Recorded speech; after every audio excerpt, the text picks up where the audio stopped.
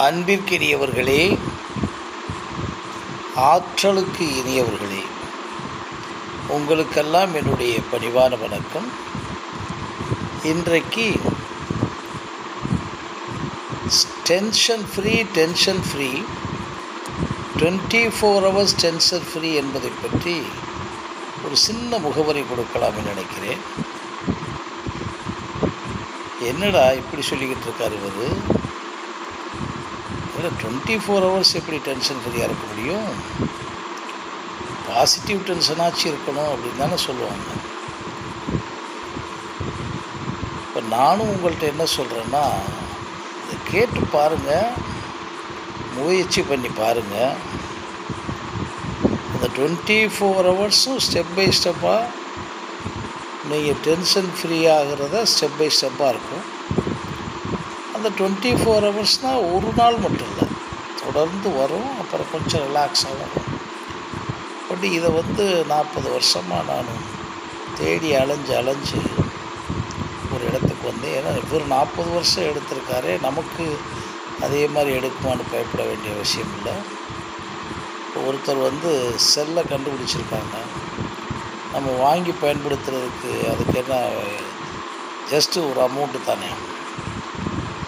அது மாதிரி எனக்கு 100% அந்த கான்செப்ட் விளங்கிருச்சு.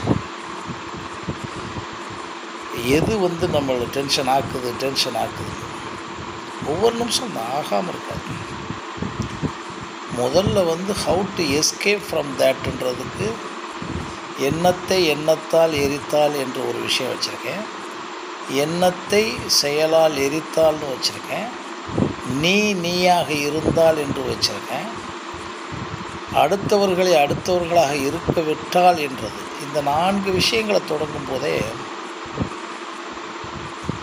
உங்களுக்கு ஒரு ஒரு 20% அனாவசியங்கள் எல்லாம் ஓடும்.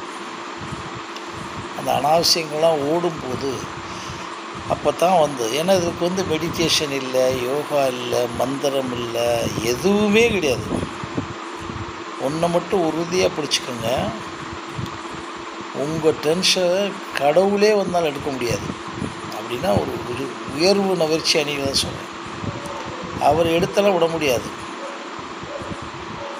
அதனால் உங்கள் டென்ஷனை எந்த மருத்துவரும் எடுத்து விட முடியாது, எந்த மருந்து எடுத்து விட முடியாது, மாத்திரையும் எடுத்து விட முடியாது. முழுசாக சொல்கிறேன். கொஞ்ச நேரம் தியானம், ஒரு ஜஸ்ட்டு தற்காலிகம், மற்ற எல்லாமே நீங்கள் வச்சுருக்கக்கூடிய எல்லா ப்ராக்டிஸும் தவறு இல்லை, ஆனால் ஜஸ்ட்டு தான். ஆனால் உங்களுடைய லைஃப்பை நீங்கள் தான் உருவாக்கணும்னு சொல்லிக்கிட்டே இருக்கணும். அதே போல் உங்களுடைய டோட்டல் டென்ஷனை நீங்கள் மட்டும்தான் எடுக்க முடியும். அதை மறுபடியும் நான் சந்திக்கிறேன். ஜஸ்ட் ஒரு இன்ஃபர்மேஷன் ஃபைல் பண்ணியிருக்கேன். மறுபடியும் இதை முழுமையாக பேசுவேன். பார்ட் 1 பார்ட் 2 இது ஜஸ்ட்டு கேளுங்க. அப்புறம் மறுபடியும் சந்திக்கிறேன். நன்றி, வணக்கம்.